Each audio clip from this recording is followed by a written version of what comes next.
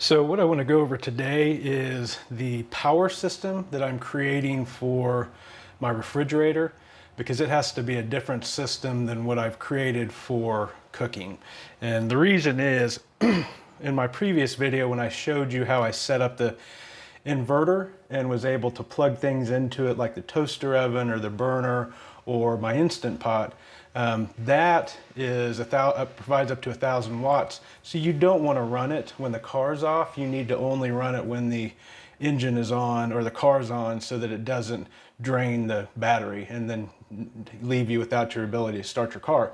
So the difference with the refrigerator is it has to be on all the time. When I'm cooking, I can turn on the car, turn on the inverter, plug in the toaster oven, cook something, turn it off, unplug everything, and I'm done. But during the day when I'm working or I'm out interviewing people or doing other things, the car's not going to be running, but the refrigerator has to constantly be going, or else things are going to go bad inside because it's not going to maintain that roughly 37, 35 degree temperature that you want for a refrigerator to maintain. So what I'm doing is the system I've designed to continuously run the refrigerator is this Jackery. This is a power station. It's a camping battery, basically. A lot of campers use it to charge things when they're out camping. This is the Jackery Explorer 160, and that means it's a 160 watt power station. So when it's fully charged up, and you can see this one's 85% charged because I've been messing around with it in my car trying to see how much energy my refrigerator uses when it's running and when it's just kind of idling and not running its cooling system. So this has 85% charge, and my refrigerator, when it is running and actually cooling everything and bringing the temperature down, it'll draw like 80 watts. This power station is rated up to 150 watts continuous, so it's not going to overload this. This will handle it just fine. But at a 160 watt power station, if my refrigerator were running constantly, it would only provide power for 2 hours. Now, what I've done is I brought that refrigerator inside my house, plugged it in, been running it for the last week, so I've got it nice and conditioned to be at the temperature that I want. So it only needs to turn on periodically in order to maintain that temperature now that the whole cooler has gotten down to the temperature that I want as a refrigerator. So the calculations that I've run is that when plugged into this can provide power up to 24 hours for that refrigerator. And that's good, because there may be days when I'm just not driving much. I may be at the WeWork office working all day. It may be nice out, so I'm not running my car at night to provide power for the air conditioning or heating system. And so I just may not have my car on for a long time. And so this will provide backup power. Now, I don't want this thing to get drained down because I'm not running my car and then have to find a way to recharge it, because when this gets drained down to zero, it takes up to 5 hours to recharge this whole thing. So I'd have to take it into an office or somewhere and plug it in for 5 hours to charge it up. I don't want to do that because that's a bit of a pain to do, and it's also just not ethical to go in and plug stuff into an office's outlets and take their power. So what I did is Jackery, the brand that makes this power station, also makes these solar panels to charge them. So, and again, this is a great resource if you're going to live in your car, is the innovations and technologies and products that are in the camping world. So this is created so if you're out camping and you're charging things like your phone or running your refrigerator on your Jackery power station, you can recharge it with this, which recharges this station when it's in full sunlight in less than 5 hours, about 4.5 hours. Now, I will have this plugged into my car, so when I am driving, the car will charge it. But when I'm not driving, I'll have it plugged into this. And what I want to do is find a way to put this on the top of my car where it gets maximum sunlight. The WeWork office that I'm going to be working in primarily in Palo Alto, Has a nice big workroom and huge windows that overlook the parking lot. So I can feel pretty confident that I can be in there working near a window. And if this is sitting on the top of my car and I see somebody kind of wandering through the parking lot looking at cars like they may be thinking about breaking in or stealing something, I can go outside and make sure that they don't take this. But it's a safe area, it's a safe town, and so I feel confident that I can leave this on my car for 5 hours each day, fully recharge this, less than 5 hours because this won't be drained down to zero.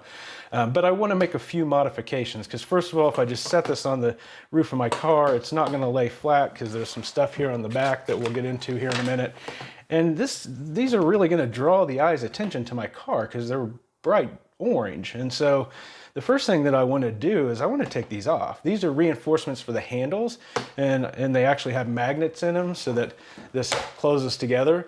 But if I want to use any type of magnets in my system, I've got magnets I can put onto here, and I can be careful enough that I don't need these real heavy-duty reinforcements in the handles because I'm not going to be trekking up and down trails or anywhere where this is going to get a bunch of rugged use. So I'm going to take these off because I just don't need them, and it's going to allow me to start the process of flattening this out and making it dark because my car is dark gray. So having this be kind of a little bit of gray here, really dark gray and black, it'll blend in better if I take some of this stuff off. So let me do that now.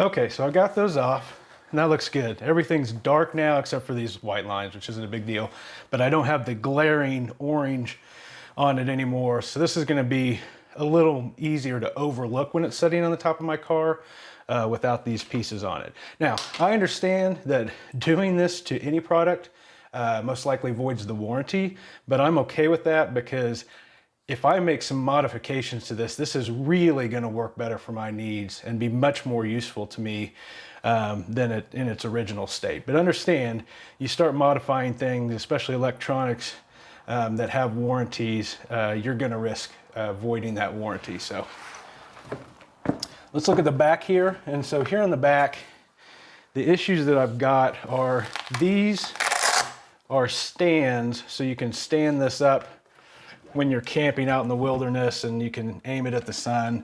I mean, these are convenient if you're camping, kind of a nice feature, but what's more important to me is to make this back space flat so that I can just lay it flat and flush on the top of my car. I don't feel like I need these. Even if I go camping and I want to angle this towards the light, I can lean it against the refrigerator or something else, or the car, and angle it that way. So I just don't need this. So what I'm going to do is take these off, and what I'm going to do is use an X-Acto knife. These pieces are all sewn in, so if I'm very careful and cut the stitches, I should be able to pull those up and take these off. So let me start that process.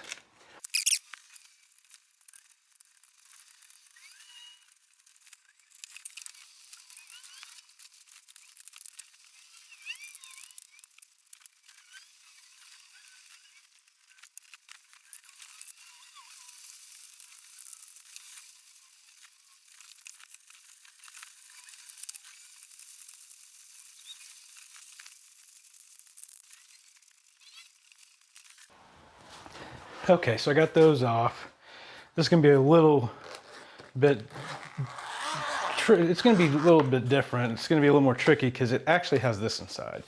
This is the cord that connects to the Jackery power station and powers it. And so when the solar panels take in light, they convert that to energy. It goes through here, goes into the power station, and it charges it up. So I'm going to take this off, this bag, because it's got these zippers. They'll scratch the car. So got to get rid of that. Then I'm going to look at how I might be able to modify this as carefully as possible to maybe move this somewhere else. So let's start by just getting rid of this first.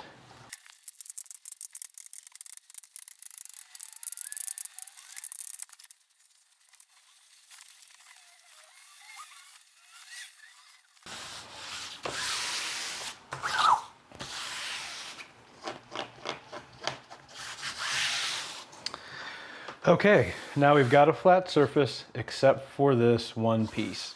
And so what I'm going to do is some investigating here to make sure I'm very careful. I can feel the back of those solar panels, and it's all flat through here.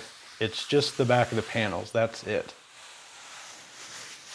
Now, once I get over here, I start to feel some wires that are wired into the back of that panel to help transfer the energy from the solar cells to this and then onto the power station. So I know that through here there are no wires.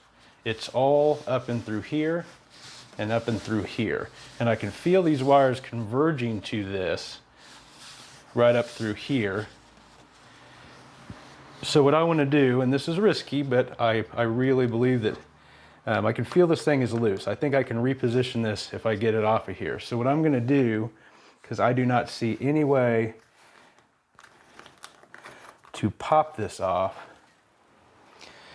Okay, I just realized that my camera quit recording because I maxed out the memory on it. So I took the video up to this part that I'd already shot and loaded it onto my computer, deleted that off the camera. Now I've got much more room and I can continue. But you missed out on some of the stuff that I did, so let me reenact for you what I did. Where it cut off, I was trying to feel around to make sure there were no wires around this. There weren't.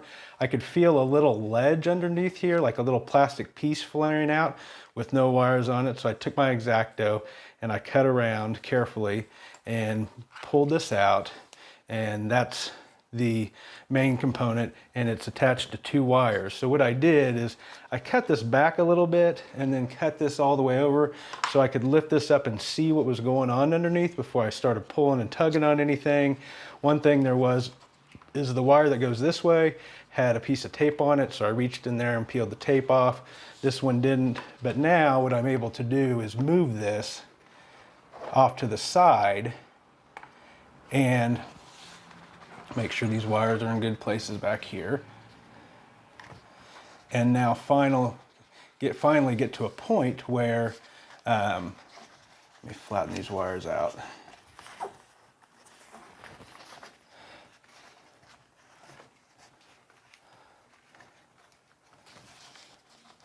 Finally get to a point where everything's flat back here. Now I'm just going to need to do a little bit of work. I'm concerned that these wires will get twisted up or pulled on, and so I'm going to tape them down underneath here just to make sure they don't pull up or anything or get damaged. So I'm going to do that first.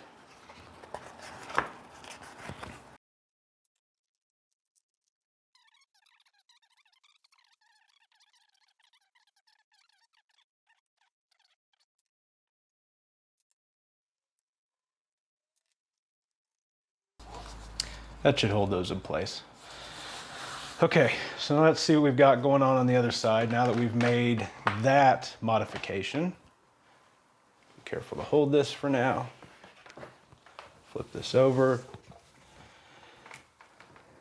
Okay, so what we've got is this can now be placed topside on here, and this can lay completely flat on the car, which is great. That's what we wanted. And so now what I need to do is secure this so it doesn't move around. It is going to cover a little bit of this these solar cells.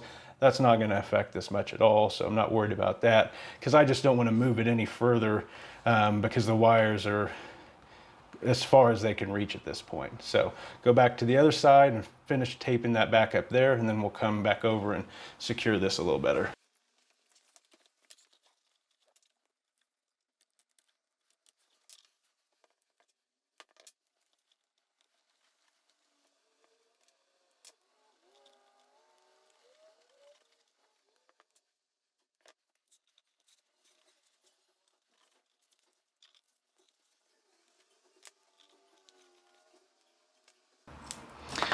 What I did here is trying to just tape over the top of that fabric. It peels away from that fabric pretty easily.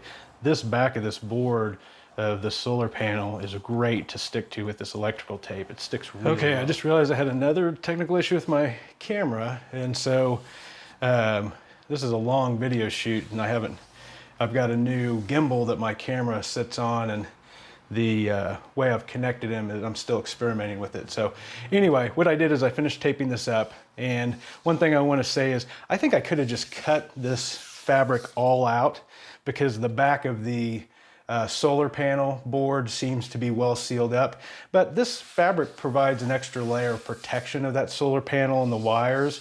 And so I went to the extra effort of taking all these things off and leaving this on because it does help protect against bugs and debris and dust and other things. So I just felt like it was worth the extra effort. So got all this taped up back here with the electrical tape. Now we're going to turn it over and secure this a little better. Okay, the first thing I'm going to do is use double-sided tape and put it underneath here to provide it a first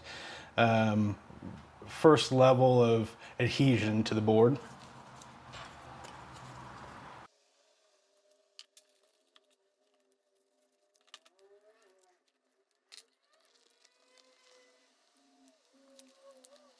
Okay, now I can hear some people saying, oh man, you're covering your solar cells. There's a lot of solar cells here, and to cover this small area, it's not going to make a big difference.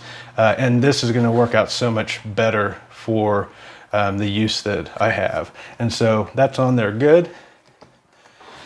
Here is our solar panel that can now go on the roof of the car that we are going to use with the power station to be able to power the refrigerator 24 hours a day, 7 days a week, so that our food stays nice and cold.